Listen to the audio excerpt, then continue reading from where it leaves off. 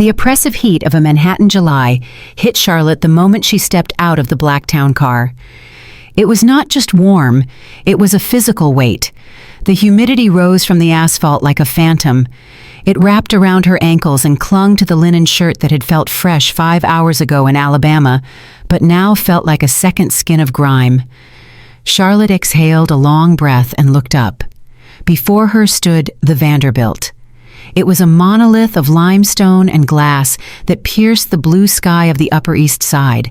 It was a fortress of wealth. It was home. She had been gone for only 2 weeks. Yet as she stood on the sidewalk with the city traffic roaring behind her like a mechanical beast, it felt as though she had been away for a lifetime. The last 14 days had been a blur of sterile hospital rooms and the dusty silence of her childhood home in the rural South. She had spent every waking hour wiping fever from her mother's brow and whispering prayers into the stale air of a bedroom that smelled of old medicine and lavender. Her mother was stable now. The crisis had passed. Charlotte was free to return to her life. She gripped the handle of her suitcase. It was a small and battered thing that looked out of place against the polished brass of the building entrance. She had left in such a hurry that she had grabbed the old travel bag from her college days. She dragged it toward the revolving doors. She longed for the air conditioning of the penthouse. She longed for a hot shower with the imported bath oils Preston insisted on stocking. Most of all, she longed for her husband. She wanted to curl up against Preston's chest and let the exhaustion of the last 2 weeks dissolve into his expensive cologne. The lobby of the Vanderbilt was a cathedral of silence and money. The air was cool and scented with white tea and cedar. The noise of the city vanished the moment the heavy glass doors sealed behind her. Charlotte walked across the marble floor. Her sneakers squeaked slightly. It was a sound that made her wince. She felt unkempt. Her hair was pulled back in a messy knot. Her face was devoid of makeup. She looked nothing like the polished wife of a rising real estate mogul. She looked like exactly what she had been for the last 2 weeks, a tired daughter trying to keep death at bay. She approached the elevators. She needed to get to the 30th floor. She dug into her purse. Her fingers brushed against loose receipts and empty gum wrappers before closing around the cool plastic of her key fob. She smiled faintly. She was 30 seconds away from home. She tapped the white card against the black sensor panel on the elevator wall. A sharp buzz echoed in the quiet lobby. A small red light flashed on the panel. Access denied. Charlotte frowned. She tapped it again, harder this time. Buzz. Red light. She let out a frustrated sigh. She assumed the magnetic strip had been damaged by her phone. She turned toward the concierge desk. Elias was on duty. He was a man in his 60s with kind eyes who had worked at the Vanderbilt for 20 years. Charlotte had given him a cashmere scarf for Christmas last year. He usually greeted her with a warm smile and a story about his grandchildren. Today, Elias did not smile. He did not look up as she approached. He seemed intently focused on the computer screen in front of him. His shoulders were tense. "Hello, Elias," Charlotte said. Her voice was raspy from dehydration. "My key seems to be having a tantrum. Could you buzz me up to the penthouse, please?" Elias looked up slowly. There was no warmth in his eyes, only a deep and uncomfortable pity mixed with fear. He glanced toward the security office where 2 burly guards in dark suits were standing with their arms crossed. "Mrs. Sterling," Elias said. His voice was formal. It was stiff. "I cannot do that." Charlotte blinked. She let out a confused laugh. "What do you mean you cannot do that?" "I live here, Elias. I just need to get to my apartment. I am exhausted. Mr. Preston has updated the building access protocols this morning," Elias said. He looked down at his hands. "Your fob has been deactivated. You have been removed from the authorized resident list." The world seemed to tilt slightly to the left. Charlotte gripped the edge of the concierge desk. Removed. The word made no sense. It was a clerical error. It had to be. Preston was meticulous, but he was also forgetful with administrative tasks. He must have hit the wrong button on the digital management system. "Call him, please," Charlotte said. Her hand trembled as she reached for her own phone. "My battery is dead. Just call him and tell him I am downstairs." "I cannot do that, ma'am," Elias whispered. "Please, do not make this difficult." Before Charlotte could demand an explanation, the elevator chime rang out behind her. It was a cheerful sound that cut through the tension like a knife. The heavy brass doors slid open. Charlotte turned around. Relief washed over her for a split second before freezing into a block of ice in her chest. Preston stood in the elevator. He looked immaculate. He was wearing a casual linen suit that cost more than the car she had taken to the airport. He looked rested. He looked wealthy. He looked like a man who owned the world. But it was not Preston who made Charlotte's breath catch in her throat. It was the woman standing next to him. She was young, perhaps 22 or 23 years old. She had the kind of manufactured beauty that dominated Instagram feeds. Perfect skin, plump lips, dead eyes. But what made bile rise in Charlotte's throat was not the woman's youth. It was what she was wearing. She was wrapped in a robe. It was a robe of pale blue silk embroidered with peacocks. It was the robe Charlotte had bought for herself in Paris 3 years ago. It was the robe she wore on Sunday mornings while drinking coffee. It was her skin, her sanctuary, and now it was draped over the shoulders of a stranger in the middle of the afternoon. Preston, Charlotte breathed. The name came out as a question. Preston stepped out of the elevator. He did not look happy to see her. He looked annoyed. He looked like a man who had found a stain on his favorite shirt. The young woman clung to his arm. She looked at Charlotte with a mix of curiosity and amusement. Her eyes scanned Charlotte from her messy hair to her scuffed sneakers. A smirk curled on her lips. "You are back early," Preston said. His tone was conversational. He might as well have been commenting on the weather. Charlotte took a step forward. Her legs felt weak. "Why does my key not work? Who is she? Why is she wearing my clothes?" Preston sighed. He checked his watch. It was a Patek Philippe she had given him for their 5th anniversary. He looked at the woman beside him. "Tiffany, wait in the lobby lounge for a moment." "This will not take long," Tiffany giggled. It was a sound like breaking glass. "Is this her?" She whispered loud enough for the entire lobby to hear. "She looks so old." She stepped away, but she did not go to the lounge. She pulled out her phone. She held it up. The ring light case illuminated her face. She adjusted her hair and hit record. Preston turned his cold blue eyes to Charlotte. He blocked the path to the elevator. He stood like a sentinel. "We are done, Charlotte," Preston said. "I tried to call you, but your phone was off. I figured this would be easier." "Easier," Charlotte repeated. She felt a hysterical laugh bubbling up in her chest. "You changed the locks. You have a woman in my robe. We have been married for 10 years, Preston. I was gone for 2 weeks to take care of my dying mother." "And that is exactly the problem," Preston snapped. His mask of indifference slipped for a second. It revealed the cruelty beneath.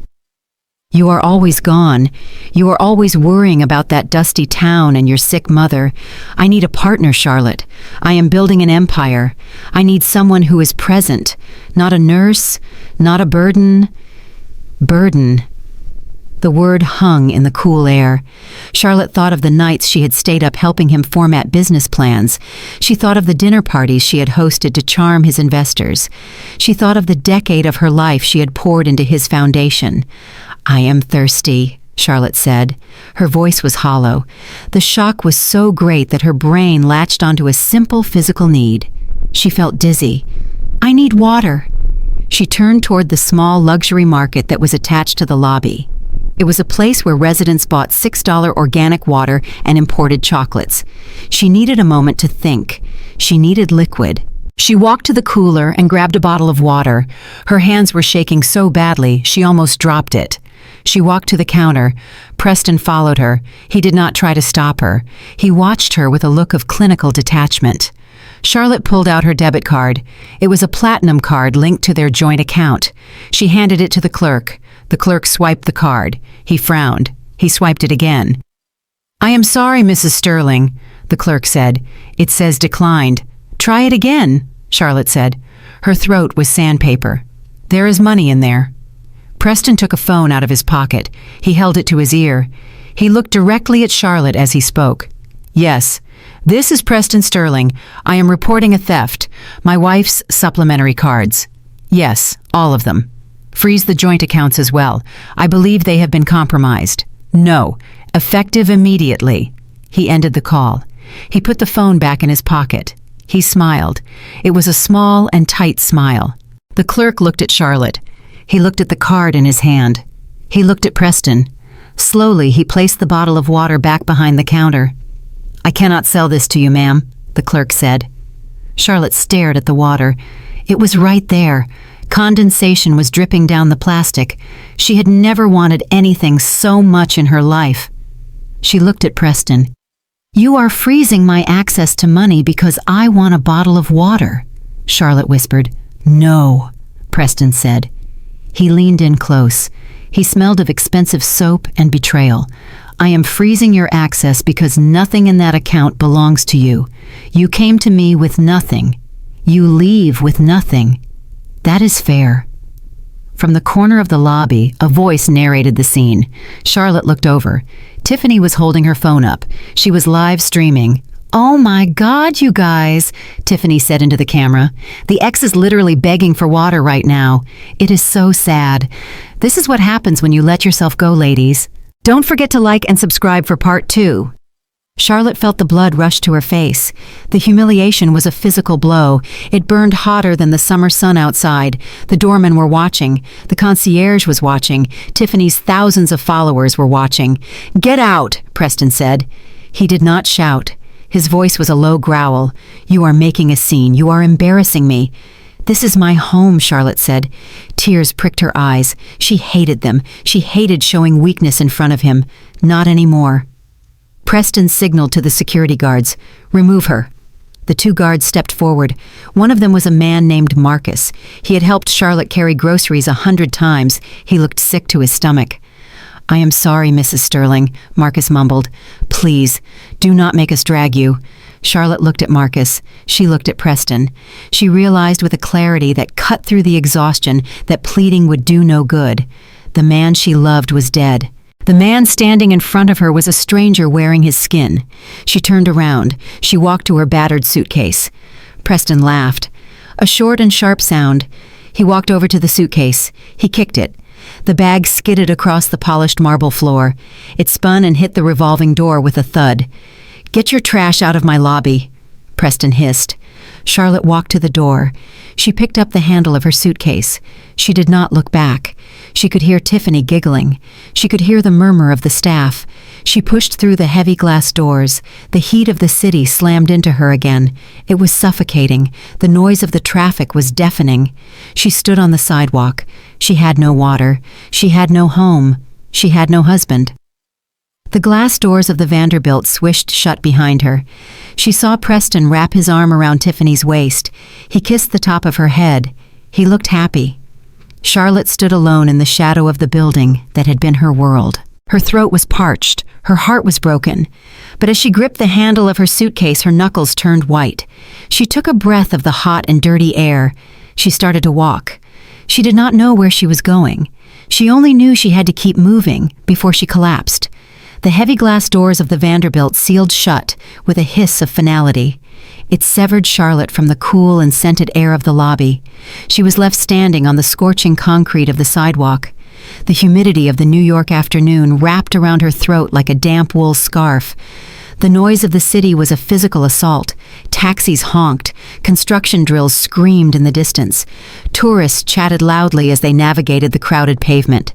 Charlotte stood still for a moment. She felt like a ghost. Just 10 minutes ago, she had been Mrs. Preston Sterling. She had been the mistress of the penthouse on the 30th floor. She had been a woman of status. Now she was simply an obstruction to the pedestrians rushing past her. A businessman in a gray suit bumped her shoulder hard. He muttered in annoyance without looking back. He did not see her. To him, she was just a woman with messy hair and a battered suitcase standing in the way of his progress. She began to walk. She had no destination. Her feet moved automatically down Park Avenue. She passed the windows of luxury boutiques where mannequins wore dresses that cost more than a mid-size car. She saw her own reflection in the glass of a jewelry store. She looked haunted. Her eyes were wide and dark. Her linen shirt was wrinkled from travel. She looked like a woman who had just survived a shipwreck and washed up on the shores of an alien planet. The thirst she had felt in the lobby returned with a vengeance. Her throat was so dry it clicked when she swallowed.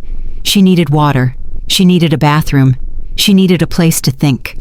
She turned toward the Pierre. It was a hotel where she and Preston had stayed many times while their penthouse was being renovated.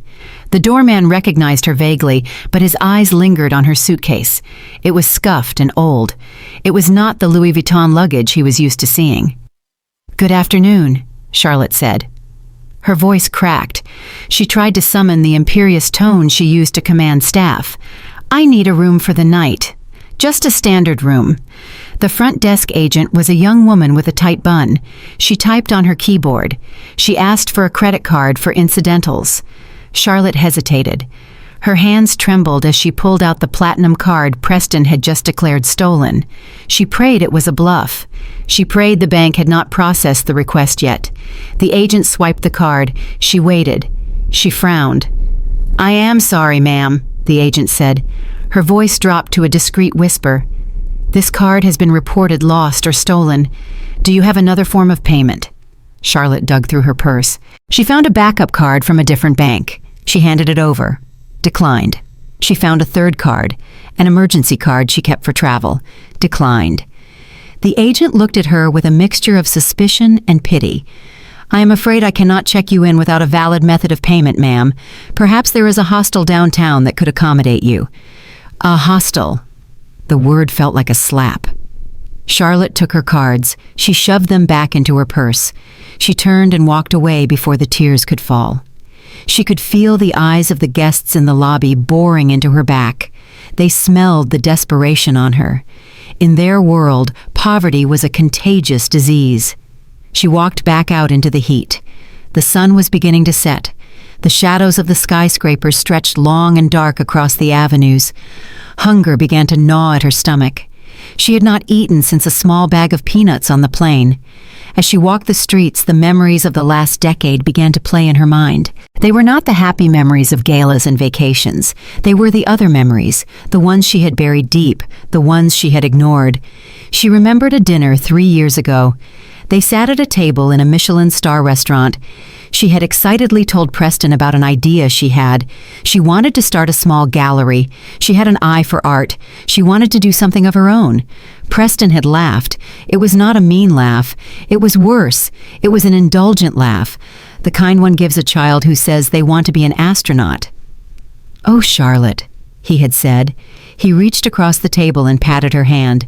"You are so cute when you dream. But let us be realistic. You are an artist at heart. You are too emotional for business. You would let people take advantage of you. Leave the finance to me. I handle the heavy lifting so you can enjoy the view." She remembered the day she asked about their investment accounts.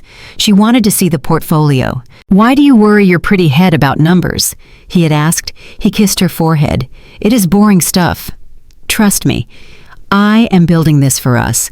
You just focus on looking beautiful for the charity ball tonight. That is your job. And you are so good at it." She had believed him. She had let him take the reins. She had signed the papers he put in front of her without reading them. She had handed over her power. She had let him clip her wings and convince her it was for her own safety. Now she realized it was not protection. It was a cage. He had been preparing for this day for years. He had isolated her. He had made her dependent. He had ensured that if she ever left, she would crawl on her belly. Night fell over Manhattan. The city transformed. The friendly bustle of the day turned into something predatory. Shadows lengthened in the alleys. The lights of the skyscrapers glittered above like indifferent stars. Charlotte found herself near Central Park. She was too exhausted to walk another step. She found a bench near the perimeter wall. It was hidden in the shadows. It was away from the streetlights. She sat down. She pulled her knees to her chest. She hugged her battered suitcase. Her stomach growled loudly. The smell of roasted nuts from a street cart drifted on the breeze. It made her mouth water painfully. She had nothing. No food, no water, no bed, no dignity. She opened the old duffel bag Preston had thrown at her feet. She needed to see if there was anything she could sell. Maybe an old watch. Maybe a piece of jewelry she had forgotten. She dumped the contents onto the bench. It was a pathetic pile. There were old sweaters she wore for gardening, a pair of worn jeans, a college textbook on art history, and a small leather wallet. It was her father's wallet. Arthur Sterling had died 10 years ago, just before she married Preston. He was a simple man, or so she had thought. He lived in a small house in Connecticut. He grew vegetables. He read books. He never wore a suit. He had left her this wallet, and she had kept it as a sentimental keepsake. She had tossed it into this bag years ago and forgotten about it. She opened the wallet. The leather was cracked and soft with age. Inside there was a faded photograph. It was a picture of her and Arthur on a fishing trip. She was 7 years old. She was holding a trout and smiling with missing teeth. Arthur was looking at her with a pride that made her chest ache. Behind the photo was a single bill, $20. Charlotte stared at the money. It was not enough for a hotel. It was not enough for a train ticket. But it was enough for water. It was enough for a sandwich. Her fingers probed deeper into the card slot. She felt a piece of plastic. She pulled it out. It was a debit card. The plastic was blue and peeling at the corners. The logo was faded but legible. Heritage Trust. It was a small and private bank that catered to old families in New England. She frowned. She remembered the day Arthur gave it to her. She was 18 years old. She was leaving for college. "Take this, Charlotte," Arthur had said. His voice echoed in her memory. It was deep and gravelly like stones rolling in a river. "Papa, I have the scholarship money," she had argued. "This is not for school." Arthur had insisted. He pressed the card into her hand. "This is an anchor. You keep it safe. You do not use it for clothes. You do not use it for parties. You pretend it does not exist." "Why, Papa?" she asked. "Because life is a storm," Arthur said. His eyes were serious. "Sometimes the ship sinks. If you ever feel the water rising over your head, if you have nowhere else to turn, you use the anchor." Charlotte looked at the card. It had been 14 years. The expiration date on the front said it was good until next year. The bank must have automatically renewed it and sent it to her father's old post office box, which she still paid for out of habit. She had never activated it. She had never checked the balance. She assumed it had a few $100s, maybe 1,000, enough to buy a bus ticket back to Alabama, enough to escape. She gripped the card. It felt warm in her hand. It was a physical connection to the man who had loved her without conditions. The wind picked up. It blew a newspaper across the pavement. A group of teenagers walked by, laughing and shouting. Charlotte shrank back into the shadows. She felt vulnerable. She was a woman alone in the dark with a suitcase full of old clothes. She put the card back in the wallet. She put the wallet in her pocket. She zipped up her jacket. She lay down on the hard wooden bench. She used her suitcase as a pillow. The wood dug into her hip. The noise of the city was a constant roar. She closed her eyes. She was hungry. She was thirsty. She was humiliated. But her hand stayed in her pocket. Her fingers traced the raised numbers of the plastic card. It was a tiny hope, a thin thread. Preston had taken everything. He had taken her youth. He had taken her confidence. He had taken her home, but he had not taken this. He did not know this card existed. Charlotte drifted into a fitful sleep. She dreamed of peacocks. She dreamed of her blue silk robe being dragged through the mud. And she dreamed of her father standing on a shore calling her name while the water rose around her neck. Tomorrow, she thought as consciousness slipped away. Tomorrow I will find a branch of Heritage Trust. Tomorrow I will buy a ticket. Tomorrow I will disappear. She did not know that the plastic card in her pocket was not just a ticket. She did not know it was a key. She did not know that the anchor her father left her was heavy enough to crush the ship Preston was sailing. She slept on the bench while the rats scurried in the bushes and the sirens wailed in the distance. She was at rock bottom. But rock bottom was a foundation, and Charlotte was about to start building. The morning sun over Manhattan was not forgiving. It glared off the glass towers of the financial district and exposed every flaw in the city. For Charlotte, it exposed the dirt on her linen shirt and the dark circles under her eyes. She had splashed water on her face in a public restroom near Battery Park, but she still felt like a refugee in her own city. She walked with her head down. She clutched the handle of her battered suitcase. Her destination was not one of the gleaming skyscrapers where Preston did his business. It was a narrow side street that smelled of shadows and history. Heritage Trust stood at the end of the block. It was an anomaly in modern New York. It was a squat and heavy structure built from gray granite that looked like it had been carved directly out of the bedrock. There was no glass facade. There were no digital tickers scrolling stock prices above the entrance. There was only a heavy oak door with brass fittings that had been polished by a century of hands. It looked like a mausoleum for money. It looked like a place where secrets went to be buried. Charlotte pushed the heavy door open. The air inside was cool and smelled of beeswax and old paper. The silence was absolute. It was not the silence of an empty room. It was the heavy and respectful silence of a library or a church. The floors were checkered black and white marble. The ceiling was lost in the shadows high above. There were no lines of customers. There were no velvet ropes. There were only 4 teller windows protected by brass bars that looked like they belonged in a Western movie. She walked to the furthest window. Her sneakers squeaked on the marble. The sound echoed like a gunshot in the quiet room. A young man sat behind the bars. He wore a suit that was too tight and spectacles that slid down his nose. He looked up as Charlotte approached. His eyes flickered over her wrinkled clothes and the cheap suitcase. He did not sneer, but his expression was guarded. "Good morning," Charlotte said. Her voice was steady despite the trembling in her knees. "I would like to check the balance on this account." She slid the blue plastic card under the glass partition. The edges were peeling. The magnetic strip was scratched. It looked like a piece of trash. The teller picked it up. He turned it over. He frowned at the faded logo. "I am not sure our current readers can even scan this, ma'am," he said. "This card design was discontinued 15 years ago.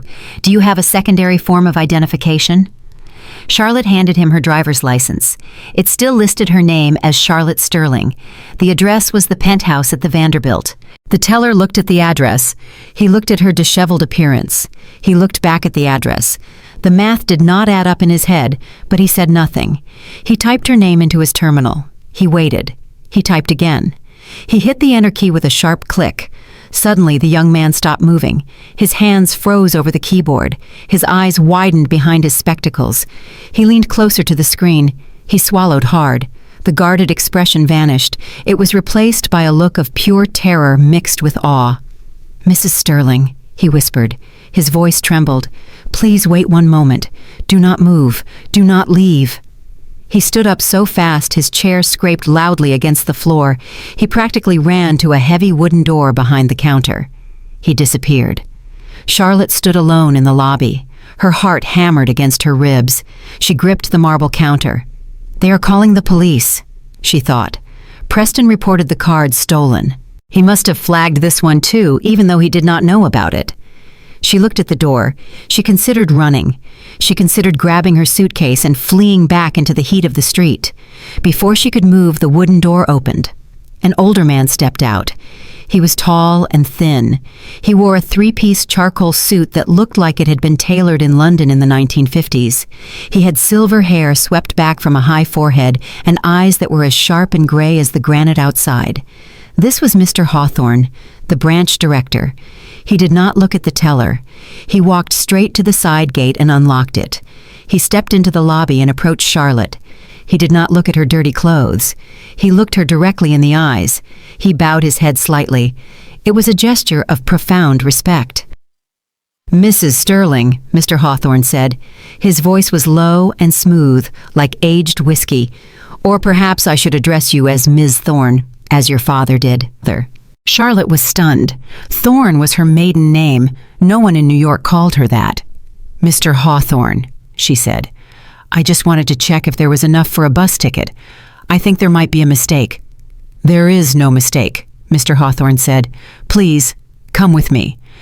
We have been waiting for you for a very long time." He led her not to a cubicle, but to the back of the bank. They walked down a corridor lined with oil paintings of severe-looking men. They entered a large office at the end of the hall. It was a room that smelled of cigars and leather. A massive mahogany desk dominated the space. Mr. Hawthorne gestured for her to sit in a leather armchair that was soft enough to swallow her whole. He sat behind the desk. He placed the blue debit card in the center of the green blotter. He folded his hands. "You look like him," Mr. Hawthorne said softly. "Around the eyes." "My father was a tobacco farmer," Charlotte said. She felt defensive, and a gardener. He was a simple man. Mr. Hawthorne smiled. It was a small and secretive smile. "Arthur Thorne was many things," Mr. Hawthorne said, "but simple was not one of them. He was a gardener, yes, but he did not just plant seeds in the soil. He planted money in places no one else was looking. He opened a drawer and pulled out a thick leather folio. He placed it on the desk. Your father was what we call a silent aggregator." Mr. Hawthorne explained. In the late 80s and 90s, while everyone was buying skyscrapers in the city, Arthur was buying mud. Swamps in Connecticut, potato fields in the Hamptons, rocky coastlines that developers called useless. He bought them for pennies. He held them. He waited. Charlotte shook her head. "That is impossible. We lived in a 2-bedroom house. We clipped coupons." Mr. Hawthorne nodded. "Because he knew the danger of wealth. He saw what money did to families. He wanted you to grow up with grit, Charlotte, not with a silver spoon that would choke you. He wanted you to build your own character before he gave you the hammer to build a kingdom." He tapped the leather folio. "This is the Arthur Legacy Trust. It is a holding company. It has been dormant for 10 years. It contains the deeds to 2,000 acres of prime undeveloped land." Charlotte gasped. 2,000 acres. The Hamptons alone, she whispered. Mr. Hawthorne ignored the interruption. "However, there is a condition, a security protocol your father insisted upon. He called it the desperation clause." He turned a computer monitor around so she could see it. The screen was black except for a single blinking cursor and a digital keypad. "The assets are locked," Mr. Hawthorne said. "Your father said that if you ever came here, it would be because you were broken.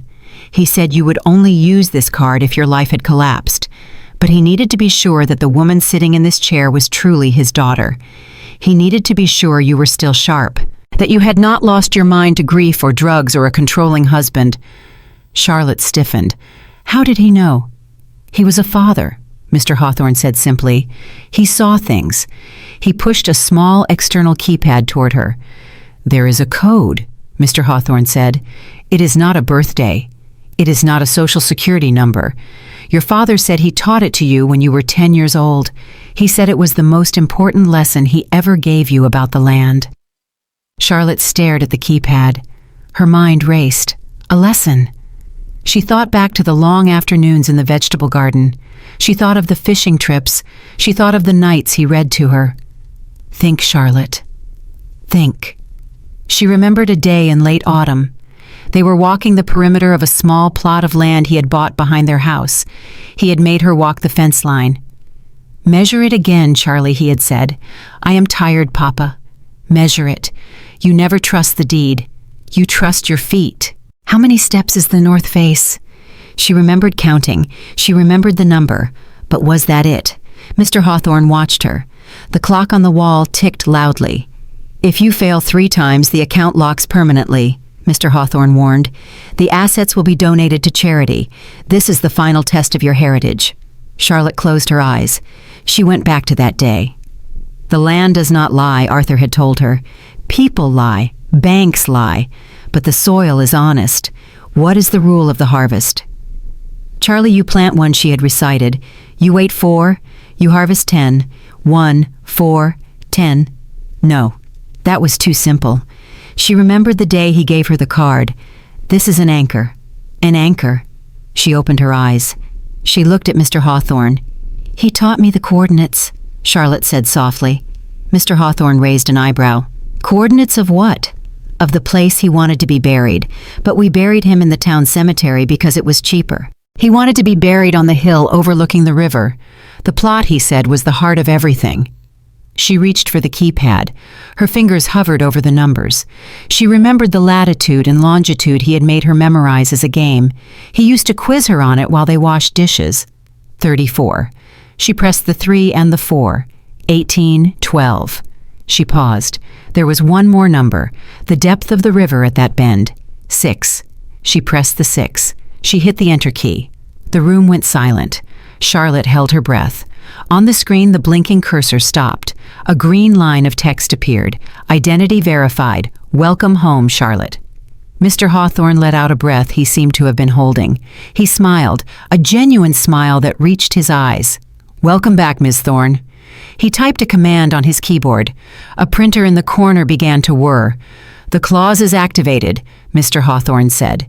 Your father stipulated that the trust could only be accessed if the personal net worth of the beneficiary fell to 0. I checked your personal accounts this morning when you handed me your ID. Your joint accounts are frozen. Your credit cards are canceled. You have exactly $20 in your pocket. Charlotte nodded. Tears stung her eyes. Preston, she whispered. Yes, Mr. Hawthorne said. By trying to destroy you, Mr. Sterling has inadvertently handed you the keys to the kingdom. If he had left you even $1,000 in access, this trust would have remained locked. His cruelty was the catalyst. He took the papers from the printer. He laid them out in front of her. These are the asset summaries. Arthur Legacy Holdings owns the deeds to the 2,000 acres. But that is not all. The trust also holds accumulated dividends from conservative investments made over the last 20 years. Charlotte looked at the number at the bottom of the page. She blinked. She looked again. $7,400,000 in cash, liquid, available immediately, and the land valuation. Mr. Hawthorne pointed to a second figure. $150 million. The room spun. Charlotte gripped the arms of the chair. She was not a castaway anymore. She was a fleet. I need to make a withdrawal, Charlotte said. Her voice was stronger now. The rasp was gone. Anything you need, Mr. Hawthorne said. I need $10,000 in cash. Small bills, Charlotte said. And I need you to transfer $1 million to a secure operating account that Preston Sterling cannot see. Done, Mr. Hawthorne said. And Mr. Hawthorne, Charlotte said. She looked at the old banker. Her eyes were cold. They were the eyes of a woman who had just realized she was holding a loaded gun. Yes, I need a recommendation. I need the name of a financial shark. Someone who specializes in corporate restructuring and hostile takeovers. Someone who hates the establishment. Someone who is hungry. Mr. Hawthorne leaned back in his chair. He tented his fingers. I know a man. His name is Julian Vance. He was the youngest partner at Goldman before they fired him for being too aggressive. He operates out of a brownstone in Chelsea now. He calls himself a consultant. The street calls him the Butcher. Perfect, Charlotte said. Call him, tell him Arthur's daughter is coming, and tell him to sharpen his knives. Mr. Hawthorne nodded. He pressed a button on his intercom. Bring Mrs. Sterling, excuse me, Ms. Thorne, the package. A moment later, the teller entered with a heavy canvas bag. He placed it on the desk. He looked at Charlotte with wide eyes. Charlotte stood up. She picked up the bag. It was heavy. It felt like power. Thank you, Mr. Hawthorne, Charlotte said. She turned to leave. She paused at the door. One more thing, she said. Yes. Preston Sterling banks with the commercial division of Heritage Trust, does he not? Mr. Hawthorne nodded. He does. Good. Charlotte smiled. It was a smile that would have made Preston's blood run cold. Keep him happy. Let him borrow. Let him extend his credit. Give him enough rope to hang himself. Mr. Hawthorne bowed his head. We are a full-service bank, Ms. Thorne. We aim to please. Charlotte walked out of the office. She walked down the corridor past the portraits of the old men. She walked through the silent lobby. She pushed open the heavy oak doors and stepped back into the heat of the Manhattan morning. The sun was still glaring. The humidity was still oppressive. But Charlotte did not feel it. She hailed a taxi. She did not look at the price. She threw her battered suitcase into the trunk. Where to, lady? The driver asked. The Four Seasons, Charlotte said. And then Chelsea. I have a meeting with a butcher. The town car dropped Charlotte in front of a brownstone in Chelsea. It was a dark and imposing building with black iron bars on the ground floor windows. There was no sign. No. There was no doorman. There was only a heavy steel door with a single camera lens staring down at the street. This was the lair of Julian Vance. The street whispered his name with a mixture of fear and respect. He was the man you called when you wanted to destroy a company without leaving fingerprints. Charlotte pressed the buzzer. She waited. The camera lens whirred softly as it focused on her face. "Who is it?" A voice crackled from the speaker. It was deep and impatient. "Charlotte Sterling," she said. Then she corrected herself. "Charlotte Thorne. Mr. Hawthorne sent me." The lock clicked open with a heavy thud. Charlotte pushed the door and stepped inside. The interior was not what she expected. It was not a sterile office. It looked like a library owned by a dangerous man.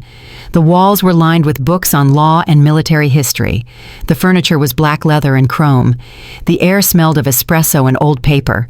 Julian Vance was standing by a window looking out at the street. He turned as she entered. He was younger than she expected, perhaps 35 years old. He was devastatingly handsome in a sharp and predatory way. He wore a white dress shirt with the sleeves rolled up to reveal forearms that looked like they could strangle a bear. He did not smile. He looked at Charlotte with eyes that were the color of flint. "You are the heiress," Julian said. He did not offer his hand. He walked to his desk and picked up a file. "Hawthorne called me. He says you have cash. He says you have land. He says you have a problem named Preston Sterling." "I do," Charlotte said. She placed the canvas bag on his desk. She unzipped it. Bundles of $100 bills stared up at them. "This is the retainer. $10,000. Julian looked at the money. He looked at Charlotte. He laughed. It was a dry sound. "Money is boring, Ms. Thorne," Julian said. He closed the bag. "Everyone has money in this city. Your husband has money. What I am interested in is intent. Why are you here? Do you want a divorce settlement? Do you want alimony? Because if you want those things, you should go to a family lawyer on Park Avenue. I do not do domestic disputes." "I do not want alimony," Charlotte said. Her voice was quiet, but it filled the room. "I want to take back what is mine. Preston thinks he is a king. He thinks he built his empire with his own hands. But he built it on my back. He built it with my support.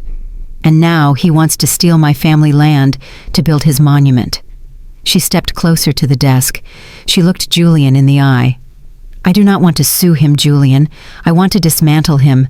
I want to take every brick of his empire and grind it into dust. I want him to feel what it is like to be powerless." Julian studied her face. He was looking for weakness. He was looking for the hysterical wife. He did not find her. He found a woman who had been burned to ash and was ready to set the world on fire. He sat down in his chair. He gestured for her to sit opposite him. "Preston Sterling," Julian mused. "He is new money. He is loud. He leverages too much. He cuts corners. I have watched him. Men like that are not builders. They are cancers. They eat and eat until there is nothing left." He opened a drawer and pulled out a fresh notepad. "I will take the case," Julian said, "but not because of the money. I will take it because I hate men like Preston. They give capitalism a bad name. But there are rules, Ms. Thorne." "What rules?" Charlotte asked. "First, you do exactly what I say. No questions, no hesitation. Second, you do not cry. Tears are for victims. You are not a victim anymore. You are a predator. Third, we do not just beat him, we end him." "I agree," Charlotte said. "Good." Julian stood up. He walked around the desk. He looked at her wrinkled linen shirt and her messy hair. He grimaced. "But first we have to fix this." He waved a hand at her. "You look like a substitute teacher having a nervous breakdown. If we are going to go to war, you need armor." The next 2 weeks were a blur of pain and education. Julian did not just send her to a stylist. He managed her transformation with the precision of a military operation. He hired a personal shopper named Alara, who was terrified of him. Alara came to the hotel suite Charlotte had rented. She threw out every piece of clothing Charlotte owned. "No more pastels," Alara said as she tossed a floral blouse into a trash bag. "No more soft fabrics. You are a CEO now. You are old money. You wear black. You wear navy. You wear structure." Charlotte cut her hair. The long and wavy locks that Preston had loved because they made her look girlish were gone. In their place was a sharp and asymmetrical bob that framed her jawline. It made her neck look long. It made her eyes look huge and dangerous. She learned to apply makeup that did not hide her features but sharpened them. A dark red lip, a sharp eyeliner. But the physical transformation was the easy part. The real work happened in the library of the Brownstone in Chelsea. Julian became her professor. He was relentless. He made her memorize property laws until her eyes blurred. He taught her how to read a balance sheet like a map. He taught her the difference between a Chapter 7 and a Chapter 11 bankruptcy. He taught her about leverage and liens and debt service coverage ratios. Preston is a gambler, Julian explained one afternoon. He was pacing in front of a whiteboard covered in diagrams. He bets on future value. He borrows money today to build something he hopes to sell tomorrow. That is his strength, but it is also his throat. He drew a red circle around a number on the board. Cash flow. Julian tapped the board.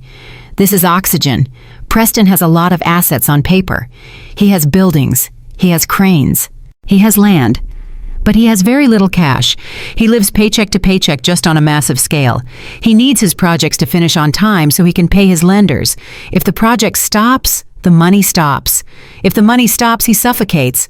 Charlotte nodded. She was taking notes furiously. So we stop the projects. No. Julian smiled. It was a shark smile. We do not stop them. That is too obvious. If we sabotage him, he can sue us for damages. We do not touch his sites. We touch his supply line. He pulled up a spreadsheet on his laptop. Preston is arrogant, Julian said. He treats his small vendors like trash. He pays them 90 days late. He bullies them into lowering prices. He owes money to everyone. The concrete supplier in Queens, the lumberyard in Jersey, the plumbing contractor in the Bronx. He pointed to a list of names. These people hate him, but they need his business, so they stay quiet. They are his foundation, and his foundation is cracked. What do we do? Charlotte asked. We become the bank, Julian said. He explained the strategy. It was called debt aggregation. It was legal, it was lethal, and it was invisible. We set up shell companies, Julian said, companies with boring names like Orion Holdings and Zenith Capital. We approach these small vendors. We offer to buy their unpaid invoices from Preston for 90 cents on the dollar. Why would they sell? Charlotte asked. Because they need cash now, Julian said. Preston might pay them in 3 months. Maybe. We pay them today. Immediate liquidity. They will kiss your feet. Charlotte looked at the spreadsheet. She saw the numbers. $50,000 owed to a plumber, $100,000 to an electrician, small numbers to Preston, but life and death numbers to the vendors. And once we own the debt, Charlotte asked. Then we own him, Julian said. We become his creditor. We can demand payment. We can put liens on his property. We can freeze his accounts. And the best part is, he will never know it is you. He will just think the walls are closing in. Charlotte felt a shiver run down her spine. It was not fear. It was excitement.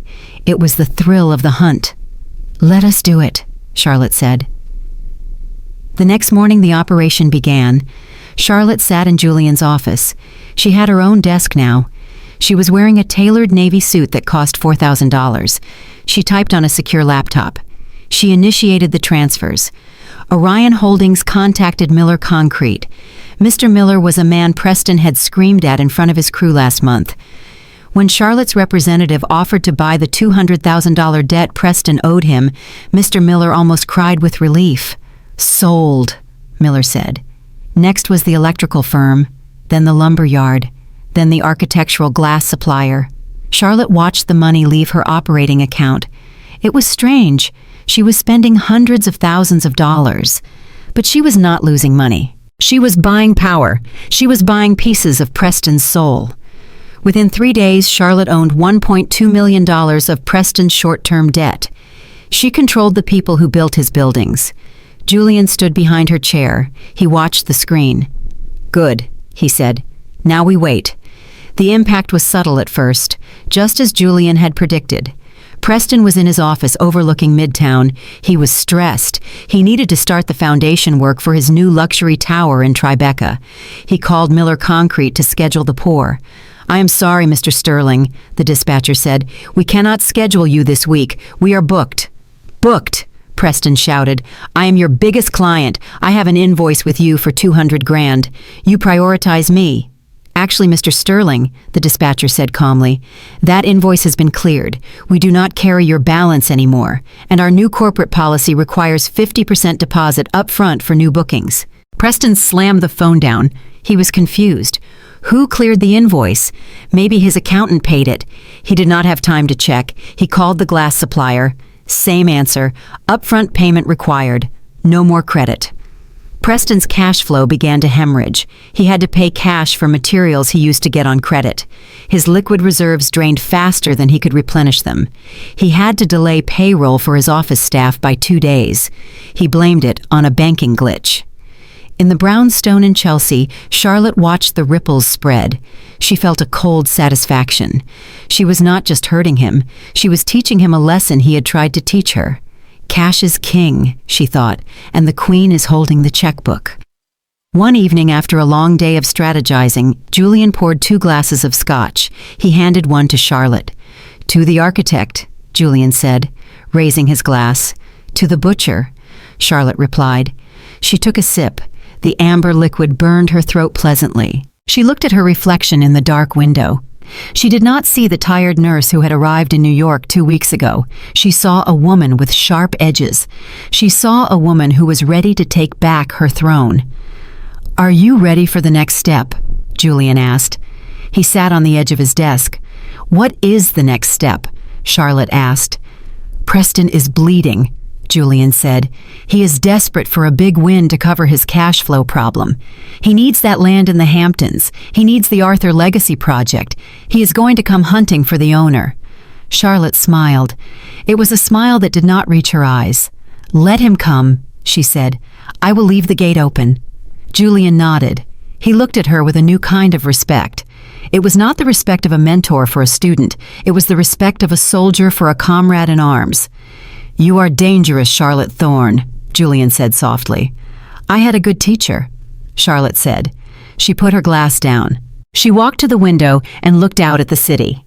Somewhere out there, Preston was yelling at his assistants. Somewhere out there, Tiffany was spending money Preston did not have. And right here in the shadows, Charlotte was sharpening the blade that would cut them both down. She was no longer the wife. She was the storm.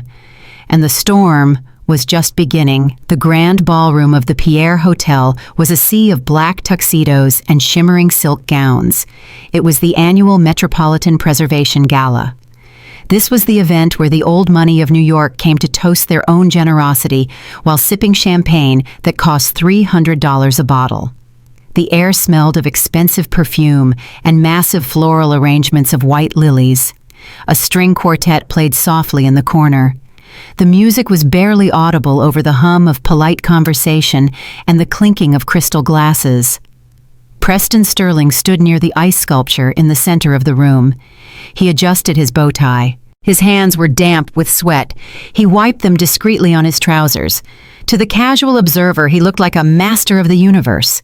He was tall. He was handsome. He was the CEO of Sterling Development. But inside his chest, his heart was beating like a trapped bird. The last 2 weeks had been a nightmare. His cash flow had evaporated. His suppliers had suddenly demanded upfront payments. His credit lines were frozen, pending an internal review he could not explain. He was bleeding money. He needed a tourniquet, and he needed it tonight. He scanned the room. His eyes were desperate.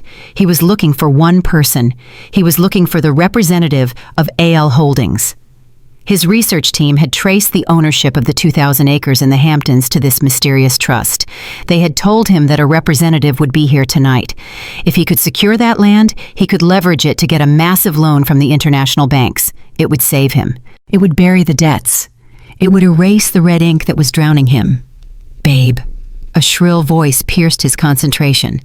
"Look at me. Take a picture. The lighting here is amazing." Preston winced. He turned to look at Tiffany. She was a vision of excess. She was wearing a dress that was arguably inappropriate for such a conservative event. It was a neon pink confection covered in sequins that caught the light like a disco ball. It was cut low in the front and high on the thigh. She looked beautiful in a cheap way. She looked like a reality television star who had wandered into a royal court. "Not now, Tiffany." Preston hissed. "Put the phone away.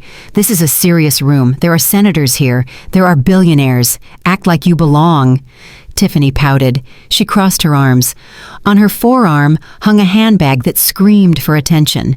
It was a white crocodile skin bag with diamond-encrusted hardware. It was a Hermes Himalayan Birkin, or at least it was supposed to be. Preston had bought it for her last week from a guy in the Diamond District who claimed he had a connection in Paris. It had cost him $12,000 in cash, a fraction of the retail price. But he needed to keep Tiffany happy while his world crumbled. "You are being so mean," Tiffany whined. "You promised we would have fun. You said I would be the queen of the ball." "You are the queen," Preston lied. He forced a smile. "Just let me do some business first. Then we can dance." Suddenly a hush fell over the entrance of the ballroom. The crowd parted, heads turned, a ripple of whispers moved through the room like a wave. Two figures stood at the top of the grand staircase. The man was Julian Vance. He was known in this room. He was the predator of Wall Street. He wore a tuxedo that fit him like armor. His face was hard and unreadable, but it was the woman on his arm who stole the oxygen from the room. She was tall. She wore a gown of midnight blue velvet that absorbed the light rather than reflecting it. It was simple. It was architectural. It had a high neck and long sleeves, but the back was open to the waist, revealing a spine that was straight and strong. Her hair was cut in a sharp bob that swung like a blade when she moved. Her lips were painted a dark crimson. She wore no jewelry except for a pair of vintage diamond studs. Preston stared. His breath caught in his throat. There was something familiar about the curve of her jaw. There was something familiar about the way she held her head, but he could not place it. She looked like a queen from a foreign land. She radiated a cold power that made Tiffany's pink sequins look like a child's costume. "Who is that?" Tiffany asked. Her voice was laced with instant jealousy. "Why is everyone looking at her? She looks like a vampire." "That is Julian Vance," Preston whispered. "And the woman, I do not know, but she is the one we need to meet." He watched as Julian and the woman descended the stairs. They moved with a synchronized grace. They did not look at the crowd. They looked straight ahead. They walked directly toward the bar. "Come on," Preston said. He grabbed Tiffany's elbow. "Smile. And for the love of God, do not say anything stupid." Preston navigated through the crowd. He felt a strange sense of vertigo as he approached the couple. The closer he got, the more his stomach churned. The woman turned her head. Her profile was sharp. Charlotte. The name popped into his head, but he pushed it away instantly. Impossible. Charlotte was in Alabama crying over her mother. Charlotte was wearing oversized t-shirts and gardening gloves. Charlotte was soft. She was weak. This woman was made of steel and ice. "Mr. Vance," Preston said. He extended his hand. He put on his best winning smile, the one that had closed 100 deals. "It is a pleasure to see you. I am Preston Sterling." Julian Vance turned slowly. He looked at Preston's hand but did not shake it. He looked at Preston's face. His expression was one of mild boredom. "Mr. Sterling," Julian said. His voice was flat. "I have heard of you. You are the one building that glass tower in Tribeca, the one with the supply chain issues." Preston froze. His smile faltered. How did Vance know about the supply chain? That was internal information, minor hiccups. Preston laughed nervously. "Construction is always an adventure. But I actually wanted to introduce myself to your associate. I understand you represent AL Holdings." Julian stepped aside.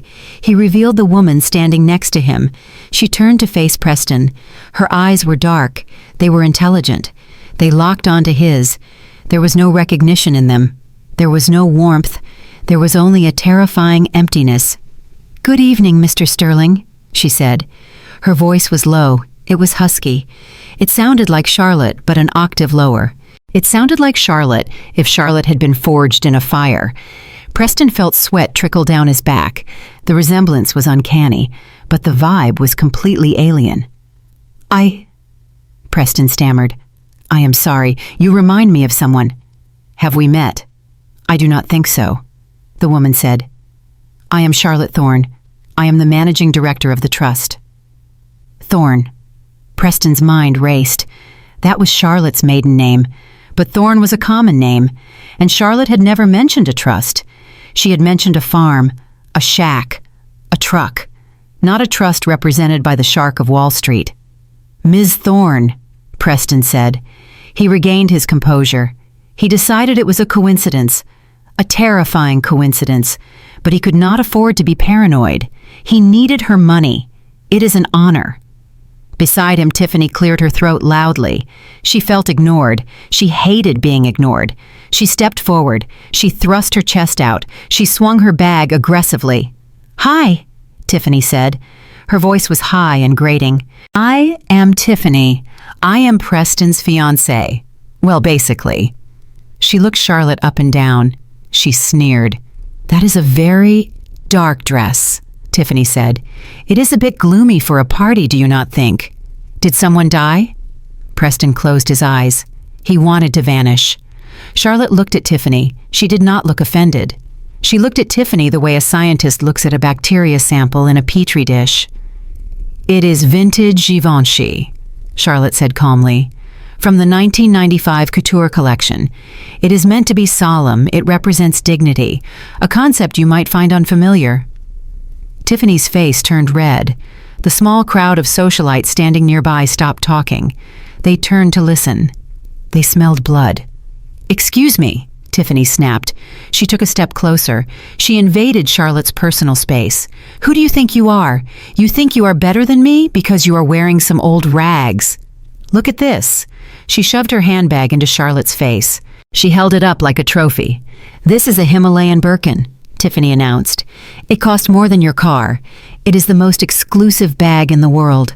Preston bought it for me because he loves me, because he has taste." Charlotte looked at the bag. She did not blink. She reached out with a manicured hand. She did not touch the bag. She just pointed a finger at the stitching on the handle. "May I?" Charlotte asked. She did not wait for an answer. She leaned in. The crowd held its breath. The wives of the bankers and the senators leaned in too. They knew their luxury goods. They knew the hierarchy of status. Charlotte straightened up.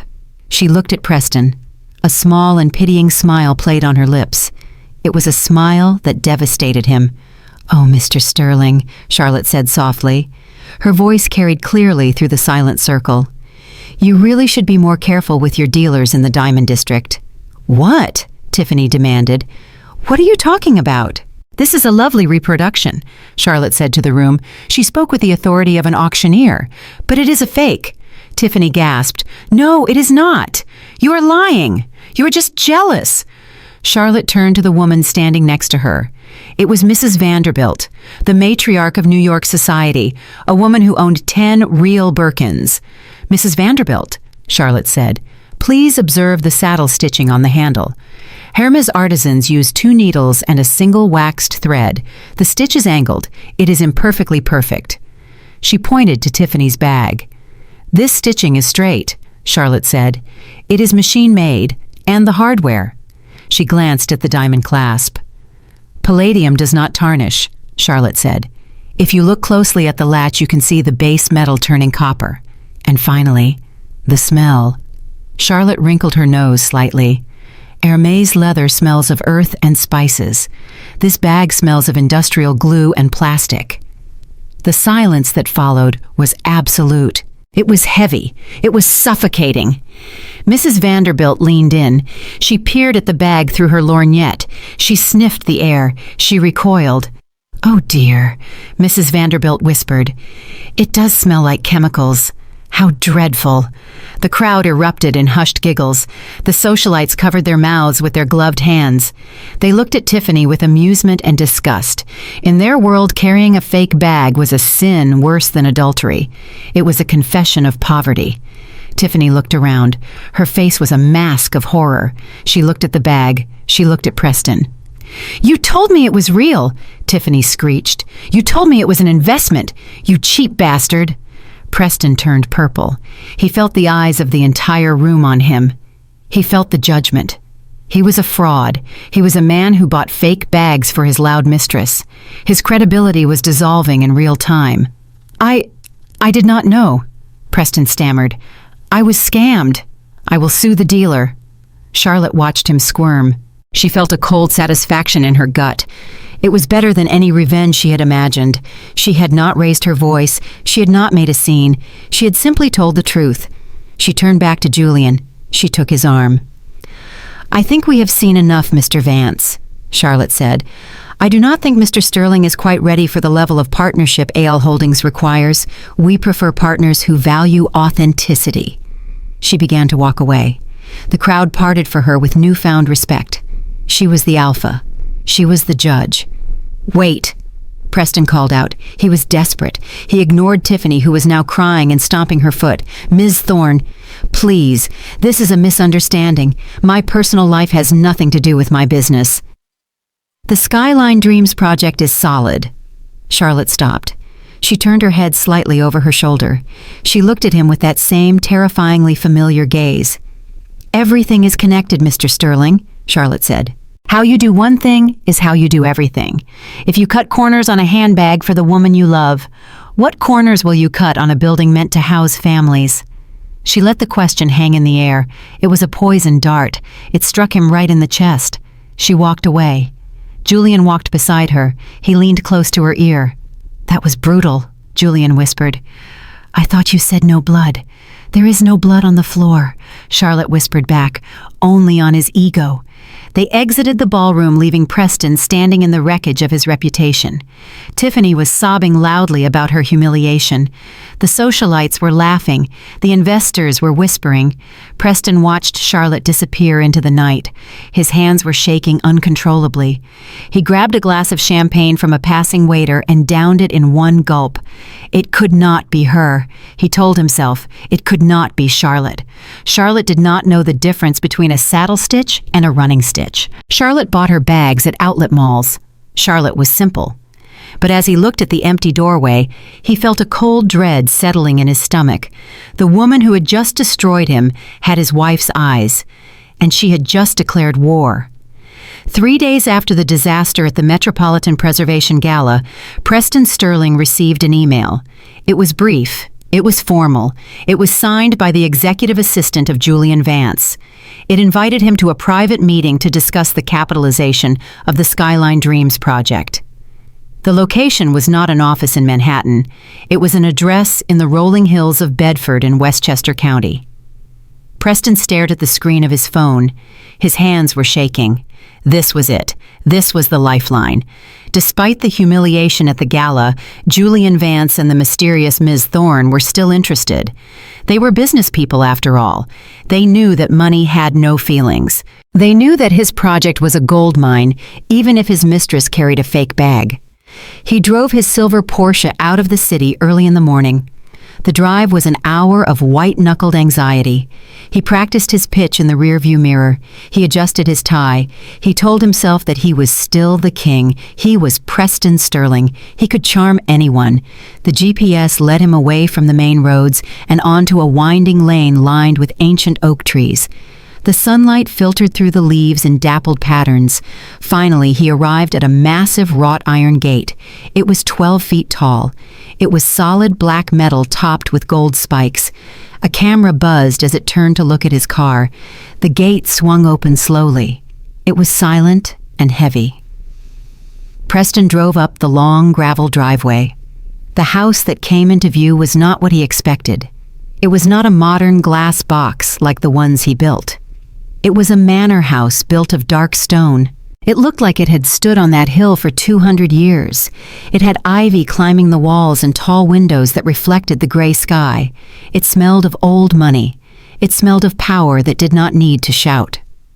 A valet was waiting at the front steps. He opened Preston's door without a word. "Mr. Sterling," the valet said, "they are waiting for you in the library." Preston walked up the stone steps. The double doors opened before he touched them. He stepped into a foyer that was the size of his entire penthouse. The floors were black marble. A chandelier the size of a small car hung from the ceiling. It was quiet. The only sound was the ticking of a grandfather clock that stood like a coffin in the corner. A severe woman in a black suit led him down a hallway. She opened a set of mahogany doors and stepped aside. Preston entered the library. It was a cavernous room lined with thousands of books. A fire crackled in the hearth even though it was summer. The air was cool. At the far end of the room sat a massive desk. It was positioned in front of a floor-to-ceiling window that overlooked a manicured garden. A high-backed leather chair faced the window. Its back was to Preston. Julian Vance stood by the fireplace. He was leaning against the mantel. He was holding a tumbler of water. He looked at Preston with flat and predatory eyes. "You are punctual," Julian said. "That is a surprise." "I am always punctual for business," Preston said. He tried to sound confident, but the size of the room made him feel small. "Sit down." Julian gestured to a wooden chair in front of the desk. Preston sat. He looked at the back of the leather chair. He could see a hand resting on the armrest. It was a woman's hand. The nails were painted a deep crimson. "So?" Preston said. He cleared his throat. "I assume you have reviewed the preliminary prospectus I sent over. The Skyline Dreams Tower is going to redefine the Tribeca skyline. But to be honest with you, the key to the second phase is land. I need acreage for the offset credits. We know what you need, Preston." A voice came from the chair. Preston froze. The voice was low, it was calm, but it vibrated in his bones. It was the voice from the gala. But without the background noise of the party, he recognized the timbre. He recognized the cadence. The leather chair began to swivel slowly. Preston held his breath. The chair turned fully. Charlotte sat there. She was wearing a white silk blouse and black trousers. Her hair was sharp. Her glasses were perched on her nose. She looked at him over the rim of the lenses. Her expression was not angry. It was not sad. It was terrifyingly neutral. "Hello, Preston," Charlotte said. Preston stood up so fast, his chair fell backward with a loud crash. He stared at her. His mouth opened and closed like a fish on a dock. "Charlotte," he whispered. It was a sound of pure disbelief. "Sit down," Charlotte said. Her voice cracked like a whip. Preston gripped the edge of the desk. "This is a joke. This is some kind of sick joke. You are A.L. Holdings. You are Ms. Thorne." "Thorne is my name," Charlotte said calmly. "It always was. You just never bothered to use it. You preferred Mrs. Sterling, or Burden, or Nurse." Preston looked at Julian, then he looked back at Charlotte. His brain was trying to reassemble reality. The woman he had kicked out of his lobby 2 weeks ago was sitting in the seat of power. The woman who begged for water was now holding the keys to his survival. "Where did you get this?" Preston gestured around the room. He waved his hand at the mansion, at the books, at Julian. "You had nothing. You had a debit card with $20 on it. I had a father," Charlotte said. "A father who saw you coming 10 years before I met you. He left me an umbrella, Preston, for the rainy day he knew you would cause." Preston ran a hand through his hair. He laughed nervously. A frantic chuckle escaped his lips.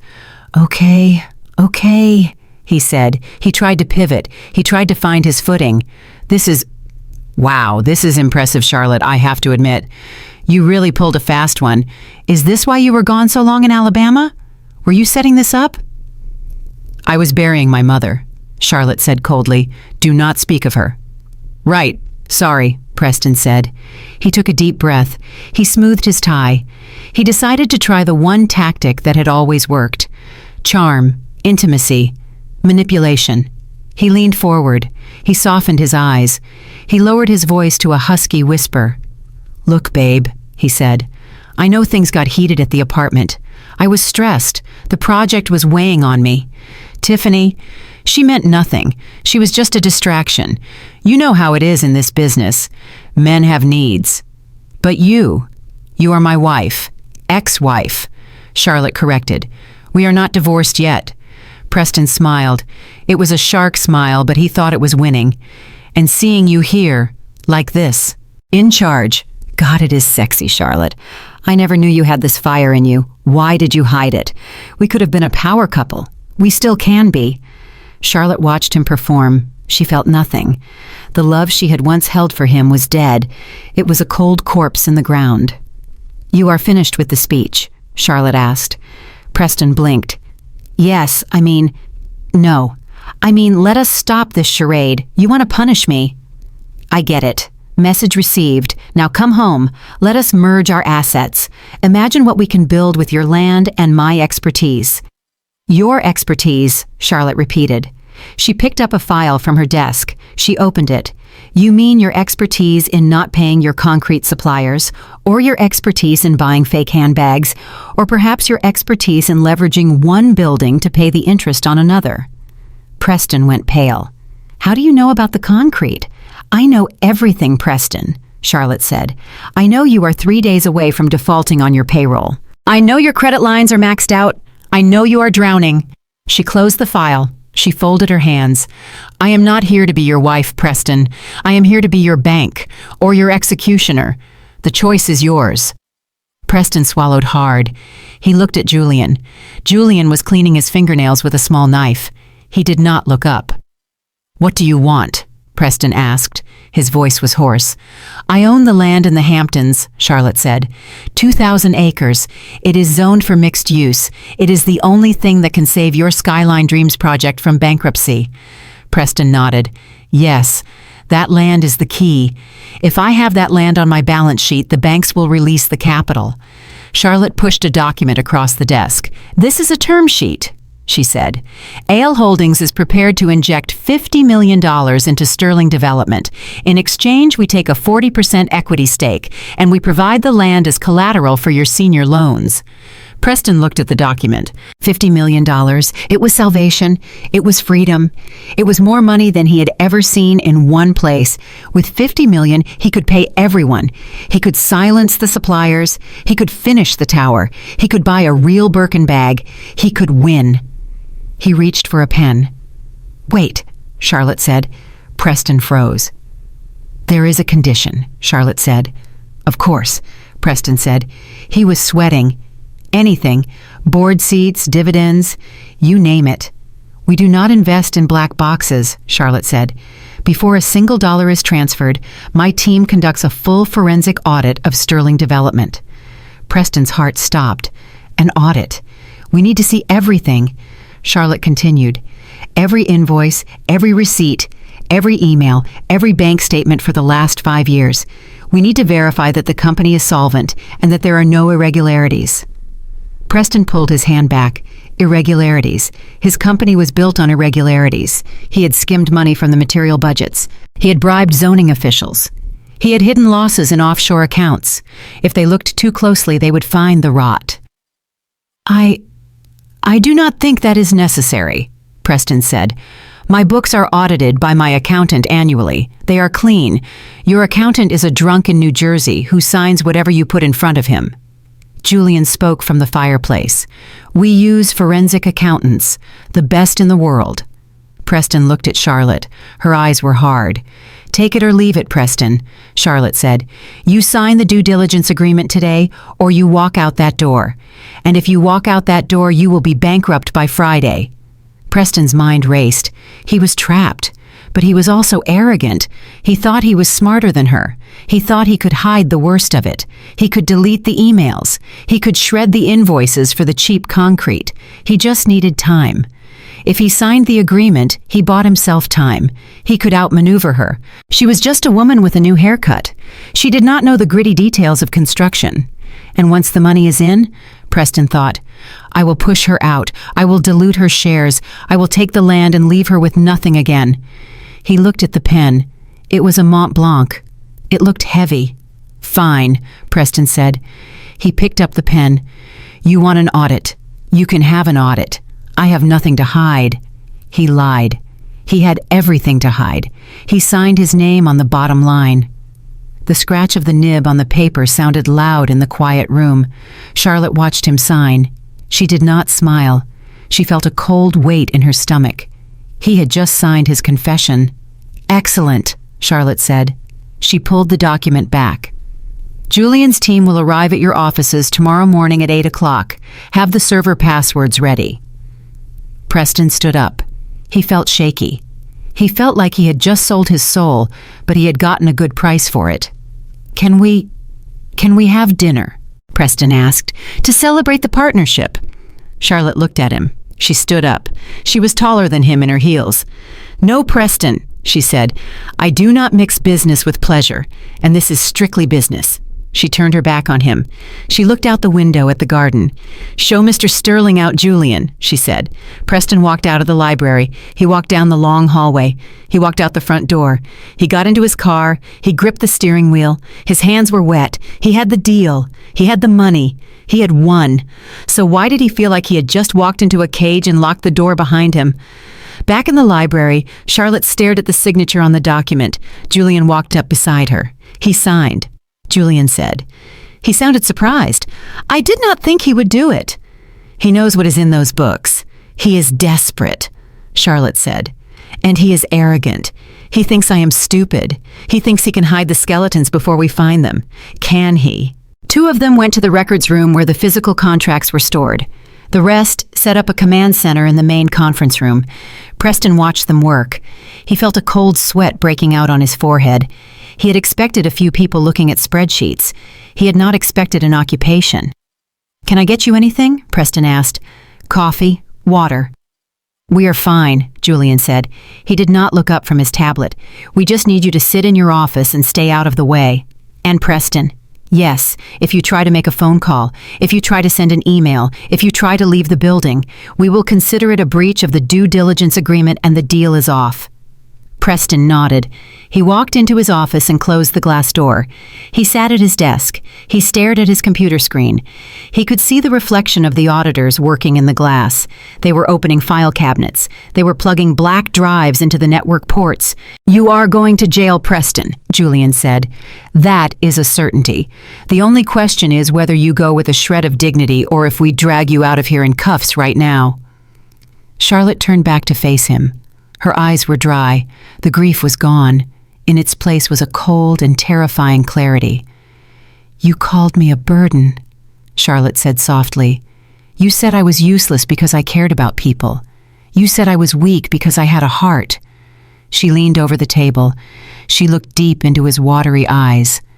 "My heart is what makes me strong, Preston. And your greed is what made you weak. You built your castle on the bodies of others. And now I am going to bring it down."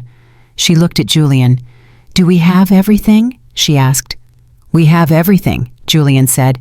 "We have the bribe, we have the fraud, and we have the school. This is the smoking gun." "Good," Charlotte said. She looked at Preston one last time. She looked at the expensive suit that covered a hollow man. "Get out of my office."